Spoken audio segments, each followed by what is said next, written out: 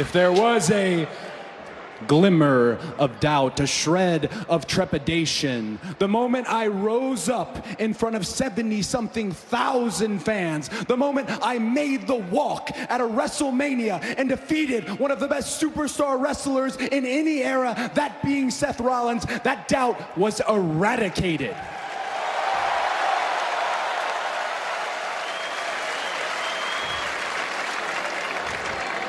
I'm an avid reader, and I stumbled across this quote. It said, "A man often finds his destiny on the path he takes to avoid it."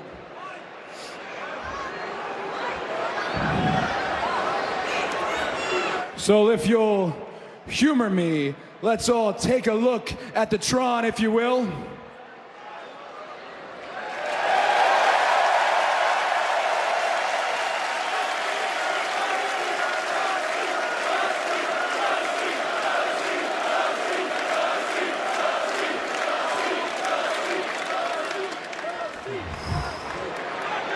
Right there is my father, the American Dream, Dusty Rhodes. It's so simple to say, that's my father, but in reality, yeah, he's a legend. Yeah, he's the son of a plumber, he's a common man, he's all those things to me. He was my hero.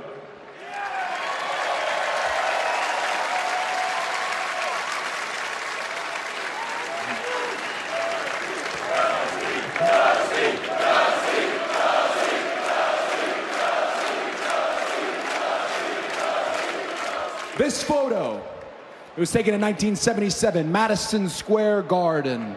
That very photo right there, he is holding the championship belt that eventually Hulk Hogan would get his hands on.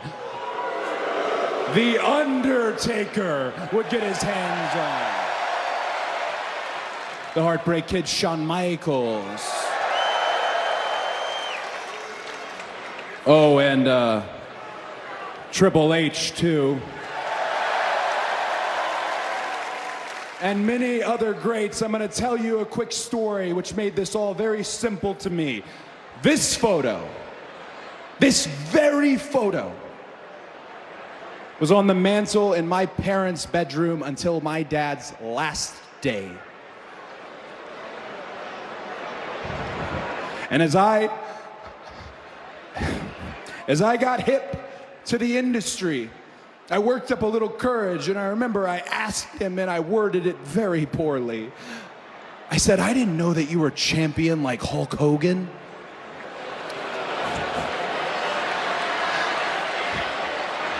And he looked at me with the same eyes that Liberty has, and he said, very stern and very patiently, he explained to me the champion's advantage. He said that he had won the match, but because it was by count out, he did not take home the championship belt.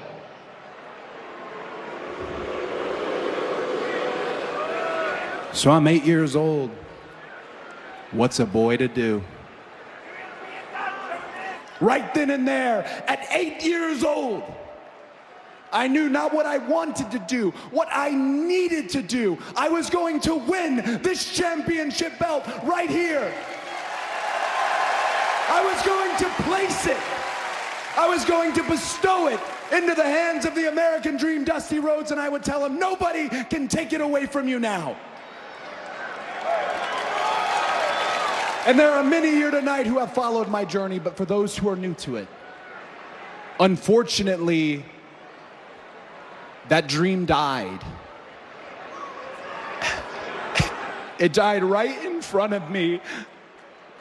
That opportunity passed.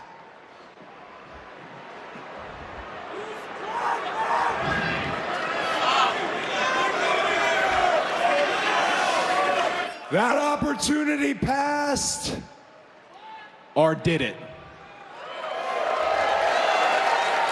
Yes, I cannot physically put that title belt into my father's hands. I cannot bestow it upon the American Dream, Dusty Rhodes, but I certainly can put it around the waist of the American Nightmare.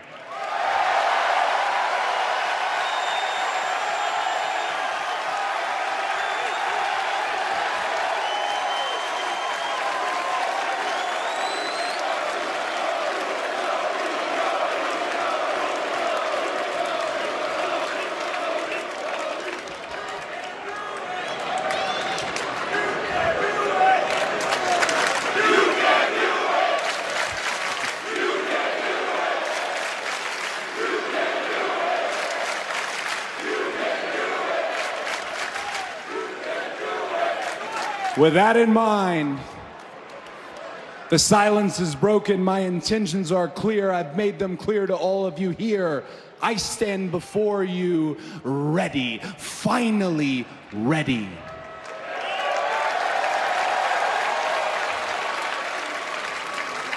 And I'm going to do it. I'm going to give the distinction that my family has long since been denied. And I'm going to do it for you. I'm going to do it for me. I'm going to do it for my family. And I am going to do it for the American Dream, Dusty Rhodes.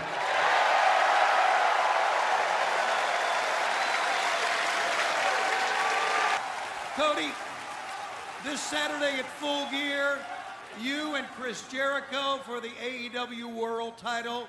But, and we've talked about this, I know you have an announcement that's weighing heavy on you right now. Please tell us all what that announcement is. I'm not surprised. We're not surprised. The arrival of Chris Jericho with the Inner Circle, it's been blunt. Or to use a more apropos term, it's been strategic. They have taken a scalpel to the elite. But it's a short victory lap, men, and here is why. We were already looking for you. We looked within our own club at one point. We have searched all over the world for a card that we could put our names on and match up with Matt and Nick Jackson, with Kenny Omega, with Hangman Adam Page, with myself, hell, with my brother.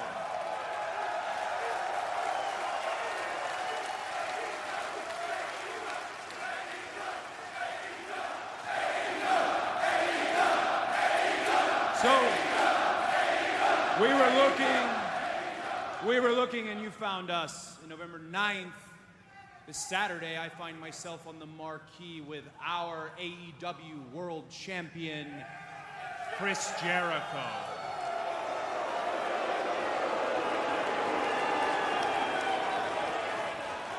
Tony and I have talked about it. He knows what I'm about to announce, but before I do, humor me, I'm going to go on a bit of a detour and rattle off a few names. Eddie Graham, Cowboy Bill Watts, the American Dream, Dusty Rhodes.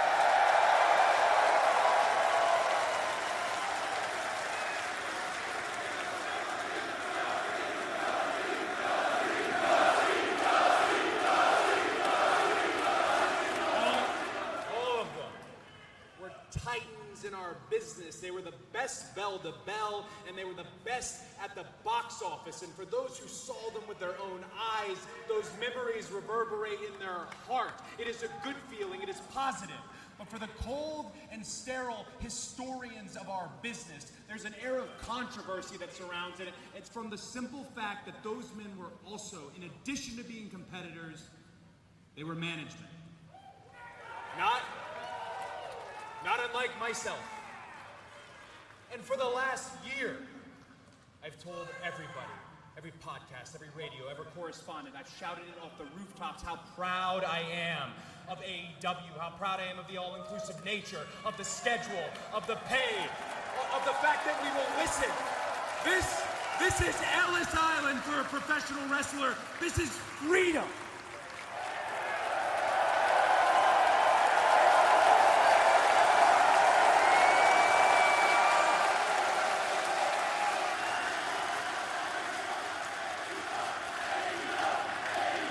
So, when I hear the same criticism attached to my name for being management and being in a title match, I can't not hear it. And with that said, I am announcing that if I do not defeat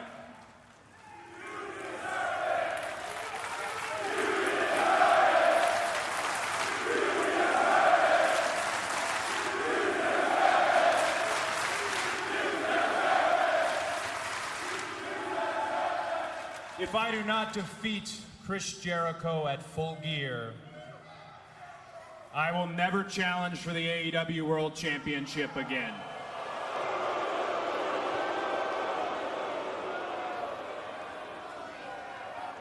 Chris Jericho, that is a very big if. It's not an encumbrance. It's not an albatross that is going to sit on your chest and weigh you down. It is going to vanish. You've taken to calling my lot entitled millennials. You've called me an entitled millennial bitch. I neglected to read in your best-selling book, A Lion's Tale, which you could get on Amazon for $3 or at any flea market. I neglected to read about the upbringing you had that was so hard. You talked about my silver spoon. Gosh, it must have been so difficult being the upper-class son of a famous hockey player. It is almost like we shared the exact same silver spoon, you stupid dick.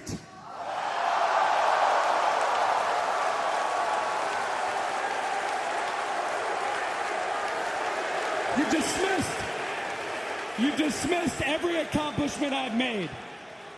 You've talked about my father. Well, you call me an entitled millennial, I call you a carny succubus, because the dirty secret about you, the dirty secret is you need this generation more than it needs you. And you've surrounded yourself with impressionable youth. This isn't about my dad. This isn't about the dead, it's about the living. It's about my mother. It's about my sister. It's about my wife. It's about the 14 years it took me to go from undesirable to un-goddamn deniable.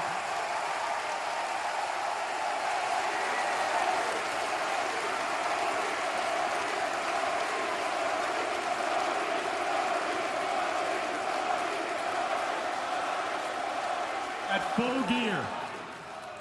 At Full Gear, I beat you. I become the world champion, and you fall back into your circle, your inner circle, and you let them know the ground should be rumbling between their feet because the elite are coming. And when the elite and the inner circle square off, it'll be a match beyond, and we are going to eat you alive.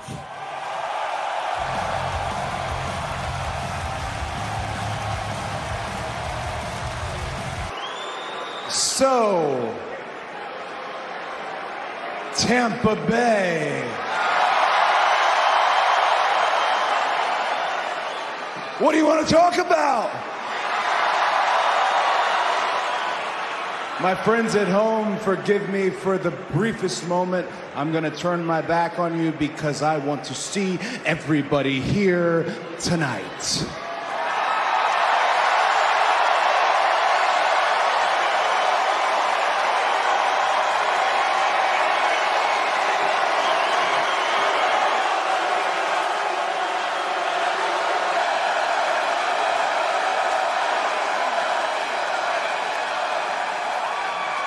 So we've all seen the clip.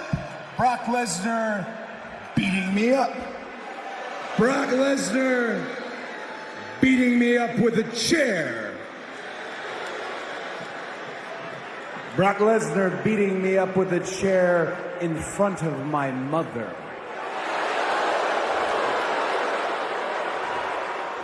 Admittedly, didn't have that on my bucket list for 2023.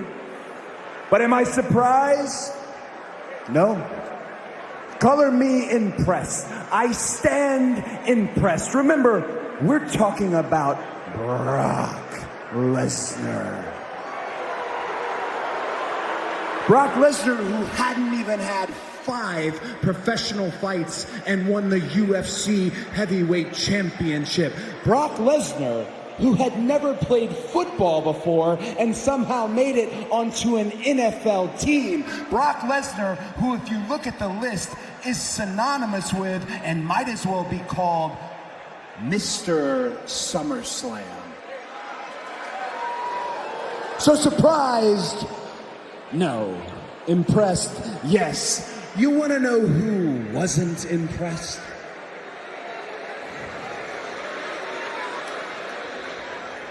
My mother, Michelle Runnels. She wasn't impressed. You gotta remember, this is the same lady who watched Terry Funk throw fireballs at my dad's face. The same lady who down the street in Ybor City was drinking with Gordon Soley at the Columbia. If anything, Brock Lesnar knew, my mother, she knew what I'm about to tell you, and that's, Brock, you made a mistake.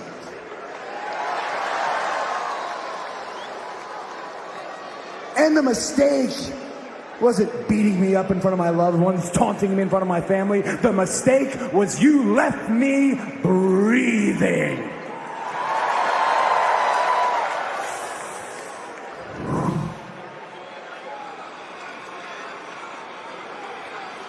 So now, Brock Lesnar, I don't want to go to SummerSlam just to win the rubber match. I want to go to SummerSlam to embarrass you, Brock Lesnar. And I know there's a whole bunch of people backstage freaking out because I just said I'm going to embarrass Brock Lesnar. Oh, here he is. Cody's poking the bear. He's poking the bear. I am not poking the bear. I'm slapping the bear across the face and saying, come and get it.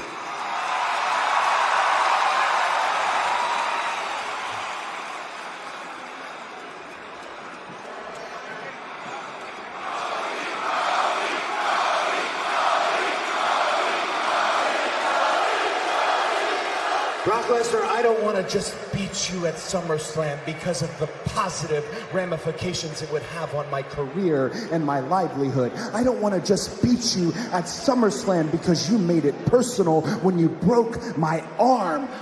I want to beat you at SummerSlam because it's what you deserve. And when I'm old and I'm gray and I'm sitting back smoking a Fuente 858 and I look at the chapter that says Brock Lesnar, I will know it wasn't pretty, but I penned the final paragraph to that chapter at SummerSlam, Brock. I end this.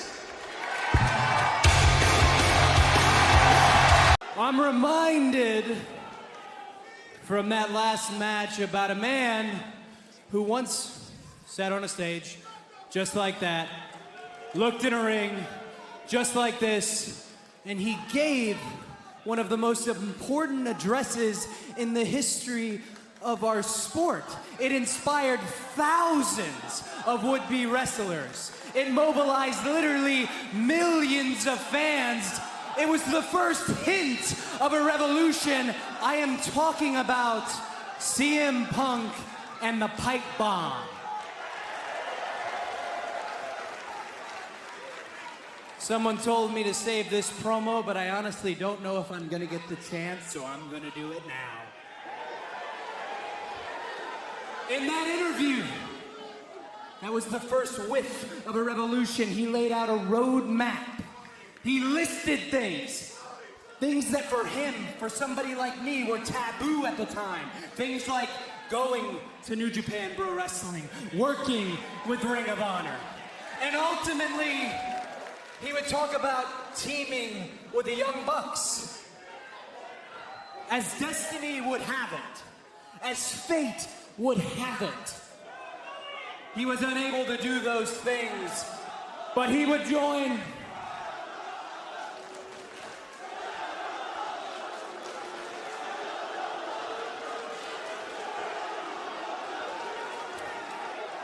he would eventually wind up here in what Pro Wrestling Illustrated called the comeback of the year. But if we're being honest with one another, and I see all the CM Punk shirts, it is the comeback of the decade. We are all living it. We are all loving it.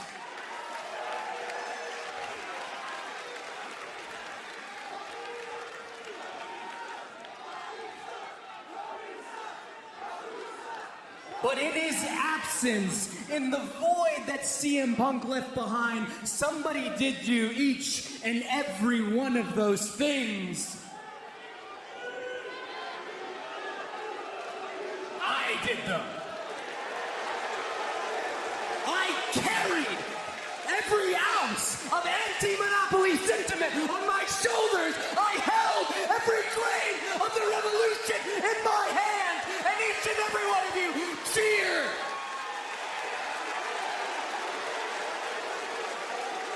You want to ask why I won't turn heel? It's because you cheered me when I needed the most. When it says there is more than one royal family in wrestling, I am talking about me and all of us.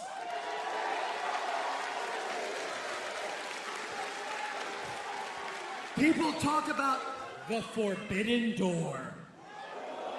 It's a proper noun. It's vernacular.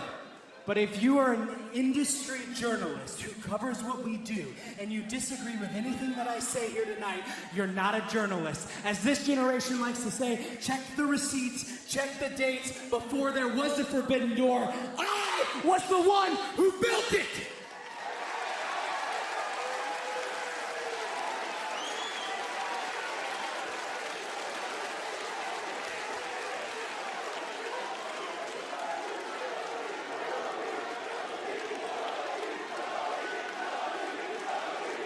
And I am gone. I'm gone for 2 weeks. 2 weeks. And I see that the Young Bucks last week in the opening segment almost started the Wednesday Night Wars all over again. And listen, I know Red Dragon graduated hip toss class with flying colors, but I don't need to see the Bucks beat the developmental more than once. And then my friend, my Trelawney-like friend in Ricky Starks, my real-life friend, gets into a tiff with Jay Lethal. Word to the wise, the lethal injection is the one cutter in the business that people don't kick out of. Avoid, avoid, avoid. And then one of the most talented wrestlers on the planet that you're gonna see later, Malachi Black. A guy who hung 2 losses on my name, and everybody knows I hate to lose. A man who needed no help, added insult to injury by getting help in the form of just this size and speed and strength. And I know we're not in the business of renaming people like Gunnar McGillibuddy or whatever the hell it is. But not just speed and strength, balls. Because if you come to AEW and you call yourself Brody, you've got balls. And I'll let you find out in 8 years what a mistake that was when that kid shows up. But speaking of Brody, speaking of Darby, of Miro, and of the TNT champion, Sammy Guevara. These are men, a lineage, a legacy of champions who taught you what you had been taught against. Everyone had been conditioned for 20 years that any title that doesn't have the word world in it is a secondary belt. Well, we don't have secondary belts. The only way it's secondary is because right now, there's 2.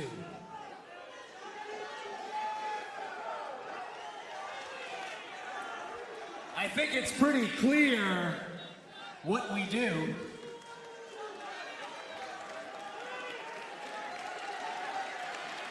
I know Tony Khan has sent a contract in the mail to Sammy Guevara and myself. Maybe it's not the contract I wanted. But Sammy, at this point, beach break, 2 titles, 1 champion. Oi, Sammy Guevara, what do you say?